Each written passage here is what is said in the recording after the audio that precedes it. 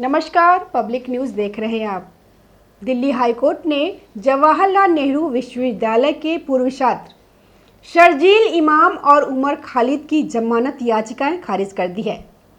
दोनों पर 2020 में दिल्ली में हुए दंगे की साजिश में कथित रूप से शामिल होने का आरोप लगाया गया है। कोर्ट ने अपनी सुनवाई में कहा कि नागरिकों को शांतिपूर्ण विरोध का अधिकार है, लेकिन विरोध के नाम पर साजिशन हिंसा की आड़ नहीं दी जा सकती।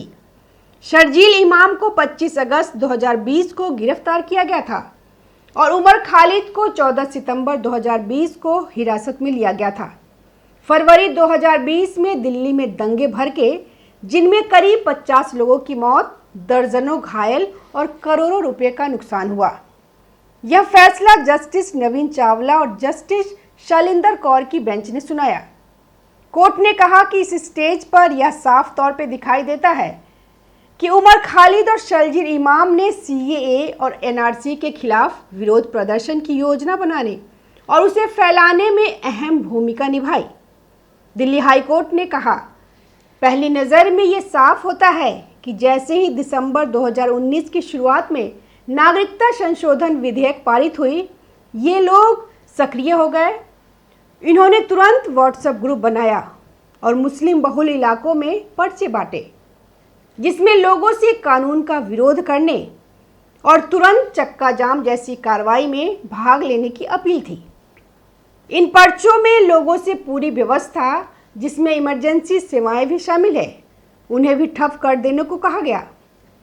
कोर्ट के मुताबिक शर्जील और उमर जैसे लोगों का मकसद सिर्फ राजनीतिक विरोध नहीं था, बल्कि लोगों को, खासकर मुस्लिम समुदाय को, ये विश्वास दिलाना था कि सीएए और एनआरसी उनके खिलाफ है, ताकि जानबूझकर गड़बड़ी फैलाई जा सके। कोर्ट ने इन बातों को माना कि इन दंगों के पीछे इनके भड़काऊ भाषणों का भी हाथ रहा। ऐसे में ये मामला राजनीतिक बदले की कार्रवाई से कहीं अधिक गंभीर है।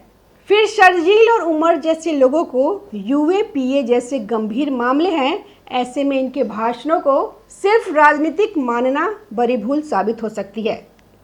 सुनवाई के दौरान तुषार मेहता पेश हुए। उन्होंने विरोध में कहा कि अमेरिकी राष्ट्रपति डोनाल्ड ट्रंप के दौरे के बीच यह भारत को दुनिया में बदनाम करने की सोची समझी साजिश थी। इस पूरे मामले में दो नाम सबसे ज़्यादा चर्चित रहे, उमर खालिद और शर्जील इमाम।